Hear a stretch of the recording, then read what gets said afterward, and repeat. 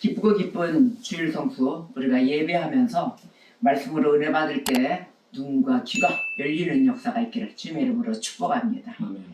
오늘의 은혜 받으신 말씀은 하박국 1장 1절에서 3절까지 다 같이 합독함으로 시작하겠습니다.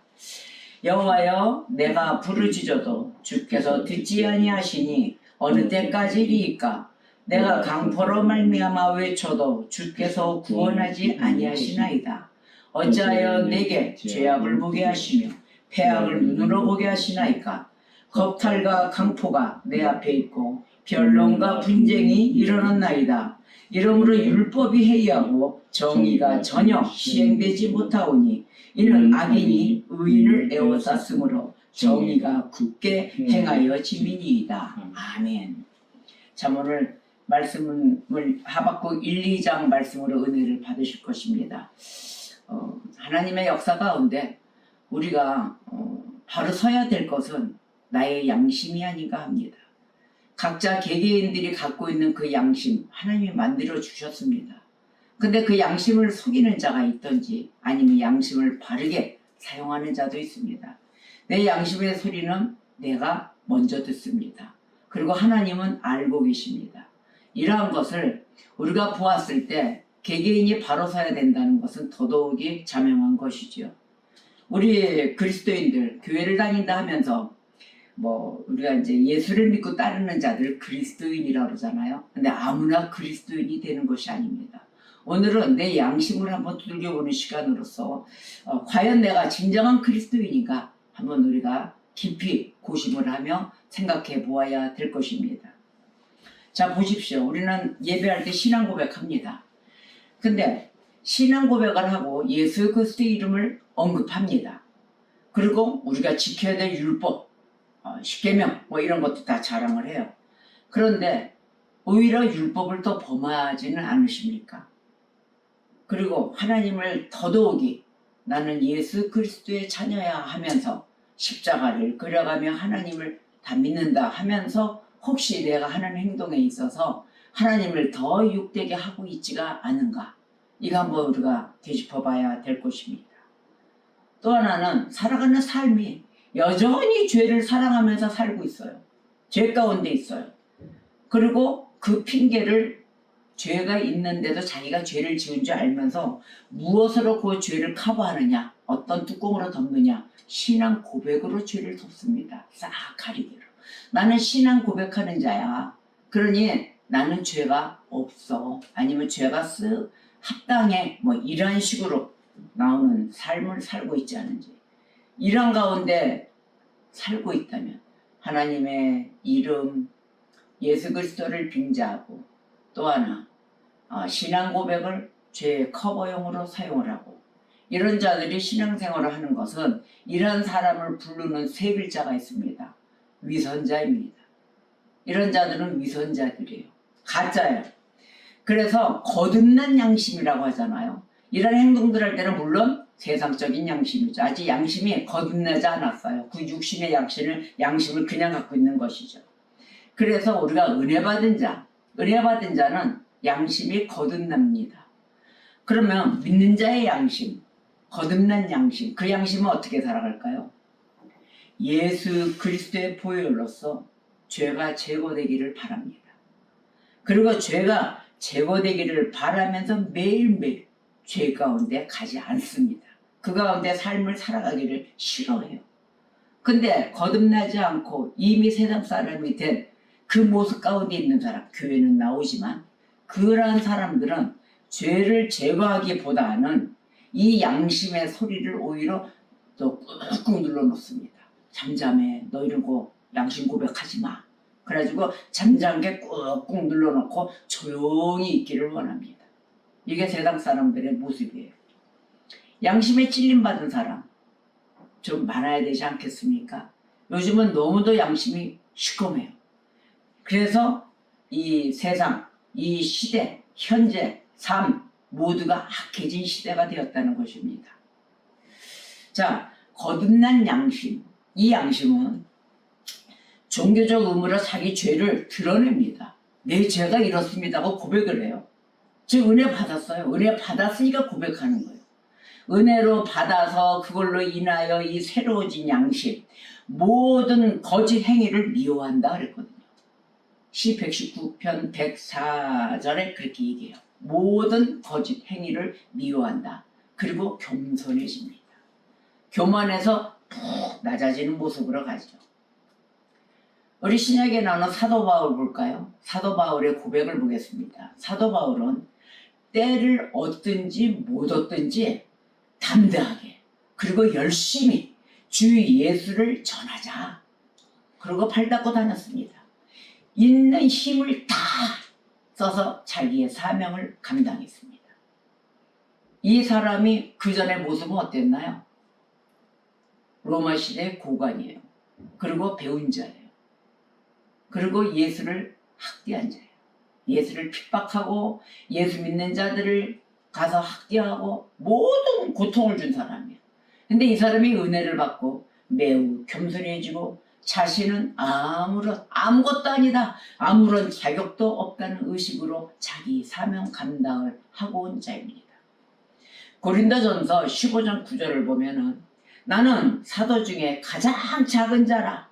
나는 하나님의 교회를 박해하였으므로 사도라 칭함받기를 감당하지 못할 자니라.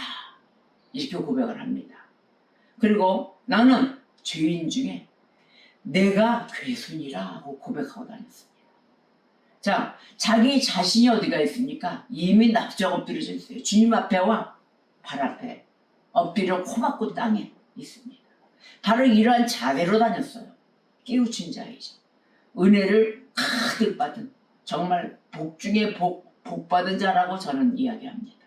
어떻게 하나님 품 안에서 이렇게 푹 파묻혀 살까?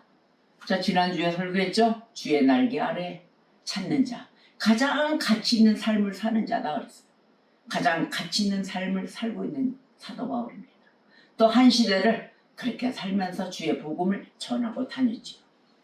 그런데 거듭나지 못한 양심, 그 양심은 모든 의무, 이런 사명, 감당 뭐 이런 거 있잖아요. 이러한 거. 그 다음에 그로 인해서 생겨진 공로가 있습니다. 그 공로를 하나님께 영광으로 돌리는 것이 아니라 모두 자기 것으로 삼습니다. 이건 내가 잘해서야. 내 탓이야. 내가 다 했어. 얼마나 내가 잘했는지 몰라라고 자기 것으로 삼습니다. 내가 어떻게 했는데. 내가 살아온, 야, 너희도 그 고생만큼 해봤냐? 뭐 이래가면서 이런 식으로 나옵니다. 그러나 고생은 시대의 모든 사람들이 그만한 뭐랄까 아픔 가운데 다 겪고 갑니다. 내 고통만 고통이 아닙니다. 남의 고통도 알아주셔야 되는 것이에요. 자기 나름대로의 고통이 있다는 것입니다. 자, 그러면 모든 공로가 다 자기 것으로 삼고 나의 영예고 나의 영광이다 이렇게 돌리는 것, 이 행동에는 근원이 있습니다. 이 행동의 근원이 바로 자아예요.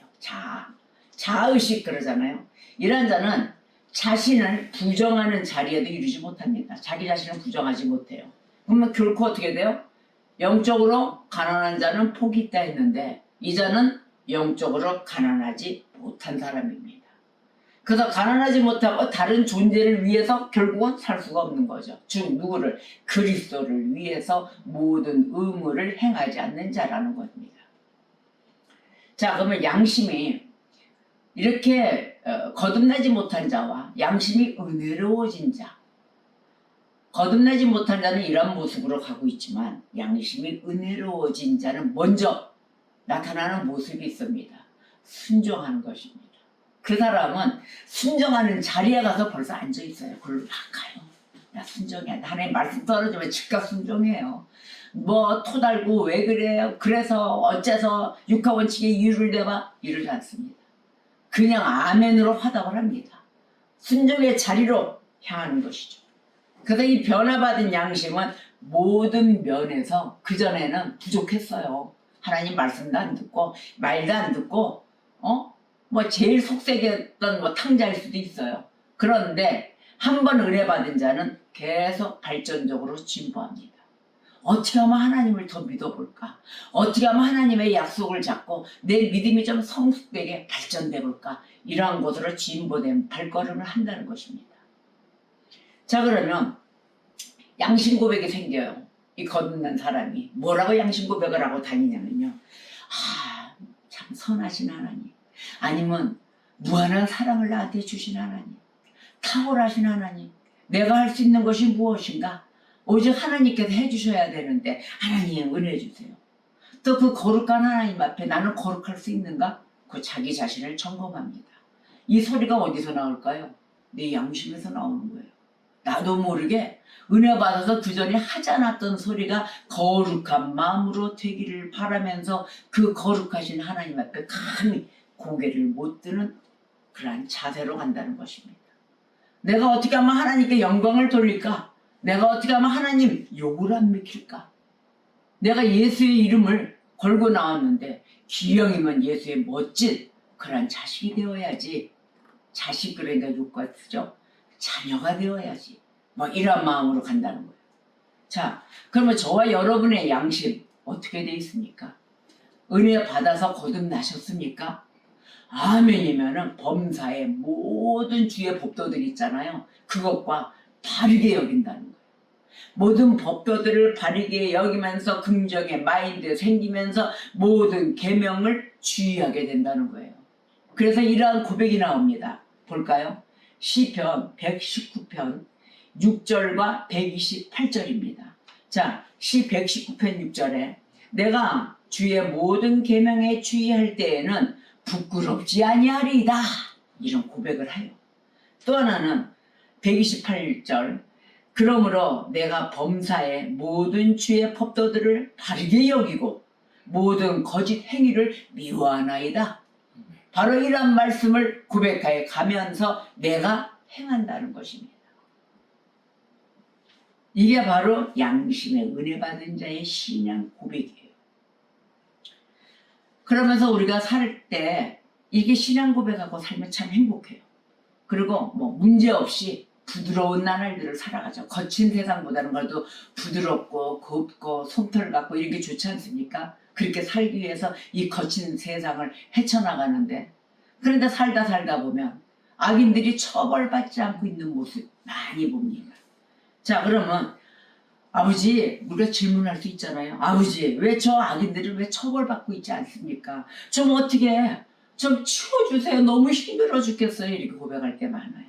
그러나 하나님은 방법이 또 다릅니다. 우리 같으면 즉각 없애져 줘야 되는데, 더러우면 치우고 막 이래야 되는데 하나님의 방법이 다른 거예요. 자, 악의 발응이나 도처에 횡행하는 불의, 거기에 대한 설명이 없이 그냥 하나님은 우리가 질문했을 때 다만 참고 기다리라.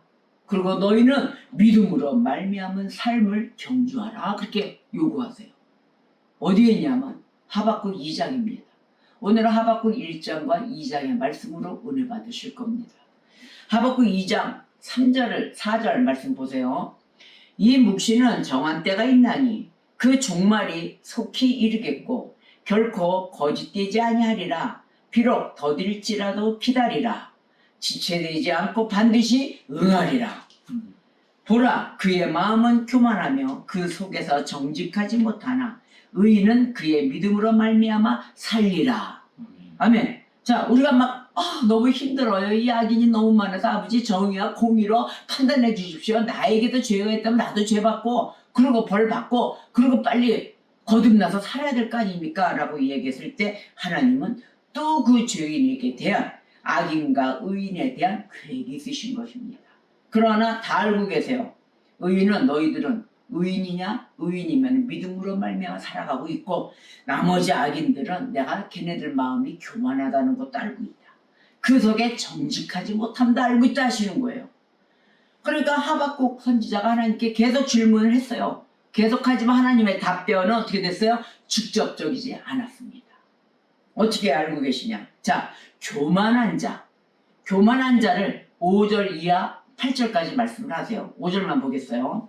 그는 술을 즐기며 거짓되고 교만하여 가만히 있지 아니하고 또 수울처럼 자기의 욕심을 넓히며 또 그는 사망 같아서 족한 줄을 모르고 자기에게로 여러 나라를 모으며 여러 백성을 모은다. 아멘. 이렇게 얘기하셨어요.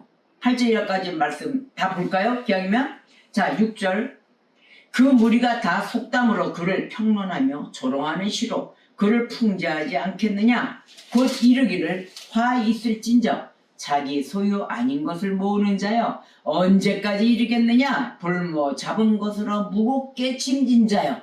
이들의 모습을 다 알고 있어요. 너를 억누를 자들이 갑자기 일어나지 않겠느냐. 야, 같이 많은 사람을 족속을 몰아세웠어도 다 모으고 범죄 같이 하자 했는데 너를 억누를 자들이 갑자기 일어나지 않겠느냐. 너를 괴롭힐 자들이 깨어나지 않겠느냐. 너가 그들에게 노략을 당하지 않겠느냐.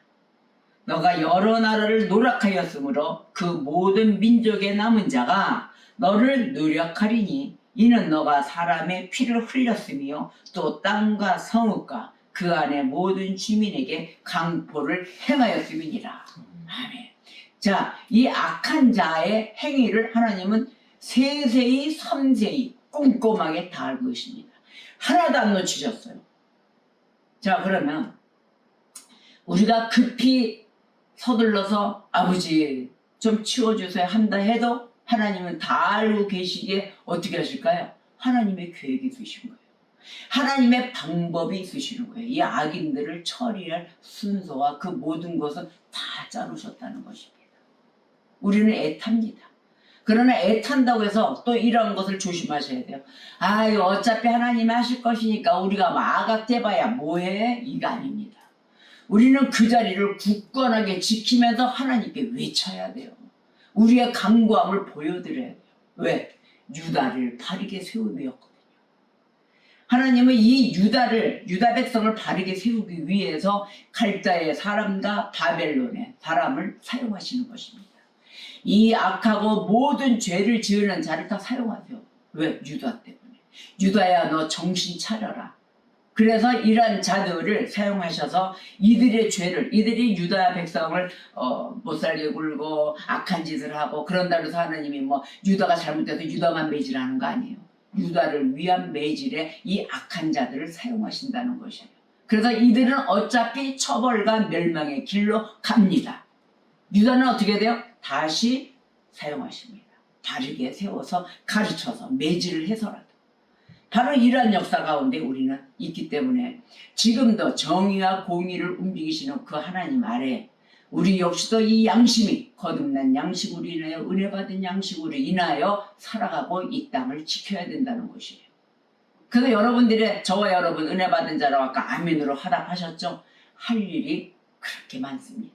그 자리를 진정코 예수 그리스도의 이름으로 하나님의 백성으로 하나님께 영광 올리는 그러한 자들로 계셔야 되며 삶을 살아가야 된다는 것이에요. 그래서 이 양심을 더럽혀서는 안 되는 것입니다. 하나님의 약속이 완전히 이루어지는 정한 때에 여인의 후손이신 예수 그리스도 메시아가 임하실 것입니다. 기필코 임하십니다. 그래서 이 교만한 바벨론 그리고 그 모든 세상의 영광을 멸하시는 그러한 여호와의 더 크신 영광이 온 세상에 널리 알려지게 될 것입니다. 바로 여호와의 영광입니다. 이 크신 영광, 그때 바벨론을 멸하실 때 나타나실 하나님의 크신 능력으로 나타나실 것입니다. 그때 약속한 구세주, 그 구세주가 오셔서 복음이 온 세상에 전파되는 영광의 날을 우리는 기대하고 기다리며 기도하는 것입니다. 올 것입니다. 아멘입니다. 여러분 힘내시고 그 자리를 하나님께 진짜 영광을 올려드리는 그 모습으로 하나님께서 기뻐하시는 모습으로 사명 감당하십시오. 자, 하박국 2장 9절 말씀으로 내려갈게요. 9절 이하 11절까지 말씀을 보겠습니다. 재앙을 피하기 위하여 높은 데 깃들여 하며 자기 집을 위하여 부당한 이익을 취하는 자에게 화 있을진저 내가 많은 민족을 멸할 것이 너의 집에 욕을 부리며 너의 영혼에게 죄를 범하게 하는 것이 되었도다. 담에서 돌이 부르짖고 집에서 들보가 응답하리라. 아멘. 바벨론과 같은 불의한 세력이 탐욕으로 부당한 이득을 취하며 자신들의 안위를 보장하려 했습니다.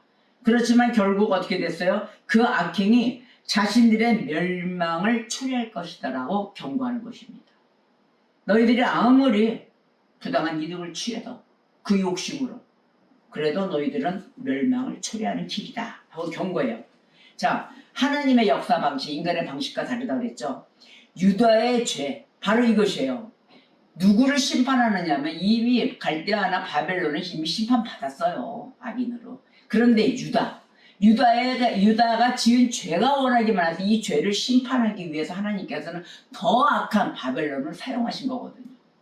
그래서 바벨론은 이 유다를 무자비하게 정복합니다. 하나님 허락했어요. 정복할 것이지만 결국은 이 바벨론은 하나님의 심판을 받게 됩니다. 그걸 아셔야 됩니다. 그리고 유다는 어떻게 해야 돼요? 빨리 죄를 자복해야 돼요. 허리띠를 메고 배를 찢고 하나님 앞에 회개해야 되는 것입니다. 바벨론은 이때 바벨론은 자신의 힘을 신으로 삼았어요. 갈대 사람도 역시 마찬가지고요. 그 교만이 망하게 되는 거예요. 내 힘이 최고야. 이게 신이야. 그래도 교만과 자기 힘을 신처럼 의지하는 자 망한다. 바로 이 교훈입니다.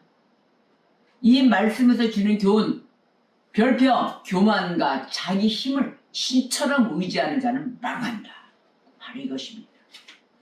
하나님께서는 정의를 실행하시는 분이십니다. 자, 그러면 불의한 사람이 정권을 잡고서 쌓아올린 것들, 또 결국 그들의 죄 어떻게 될까요? 드러내십니다. 다 드러내세요. 그래서 멸망으로 이끌 것입니다. 이게 하나님의 정의와 공의예요. 그럼 오늘날의 현실을 보십시오. 하박국 1, 2장을 통해서 무엇이 보입니까? 오늘날의 현실입니다. 여러분, 권력을 잡았다고 해서 부당한 이득을 취하고 있지 않으십니까? 있지요. 그래서 이러한 난리가 벌어지는 거예요.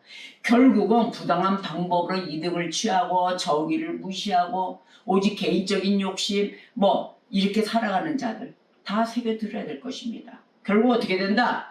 불의를 하나님이 다 뒤집어 까십니다. 왜? 하나님은 정의와 공의의 하나님이시기 때문입니다. 지금 아무리 우겨댄다 한들 자, 나중을 두려워하십시오. 자, 그러면 피해 굶주린 잔인한 왕, 그에게는 무엇이 있다? 화가 있다. 화가 미칩니다. 지금 보이는 것 아무리 화려하면 뭐하겠어요. 화려해서 쟤들이 힘이 너무 세. 너무도 많은 권력과 너무도 많은 조직으로 다 얽어매놨어. 과연 저게 무너지겠어? 이렇게 얘기해요. 그러나 하나님께서는 이런 것, 바로 이런 헛된 영광을 허락하지 않으십니다. 보기도 싫어하십니다. 그래서 이들이 살육한 수많은 인간들, 사람들의 피를 보시고 멸망을 선고하시기에 바벨론의 교만함, 바로 거기에 정죄를 받는 것입니다. 인간이 자기 힘을 의지하면 결국 무너지게 된다. 우리가 살 길, 오직 하나님을 의지하며 하나님을 신뢰하는 것만이 그것이 유일한 길입니다. 유일한 살 길입니다.